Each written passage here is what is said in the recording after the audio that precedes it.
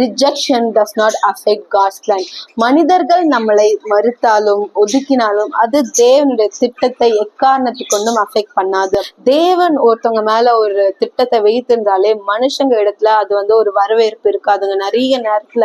Okay, அந்த starting டேஸ்ல நான் சொல்ல வர்றது, அந்த துளிர் விடுற காலத்துல மனுஷங்க கிட்ட இருந்து வரவேற்பு இருக்காது. அது போக போக தான் தெரியும். எப்படி மோசே அந்த 40 வருஷம் கழிச்சு அவர் வராரு தெரியுமா, அவரு போயிட்டு வராரு தெரியுமா, வந்துட்டு அப்புறம் எப்படி அந்த இடத்துல ஓகே தேவன் தான் இவங்களை அமைச்சிருக்காருன்ற உணர்ந்து பண்றாங்களே, உணர்ந்து அவங்கள மோசைக்கு கீழ்படுறாங்களே தேவனுக்காக. சோ அந்த மாதிரி அந்த துளிர் விடுற காலங்கள்ல மனுஷங்க கிட்ட இருந்து வரவேற்பு இருக்கு, அது ரிஜெக்ஷன்ஸ் தான் இருக்கும். அதை கண்டு நீங்க சோர்ந்து போயிடாதுங்க.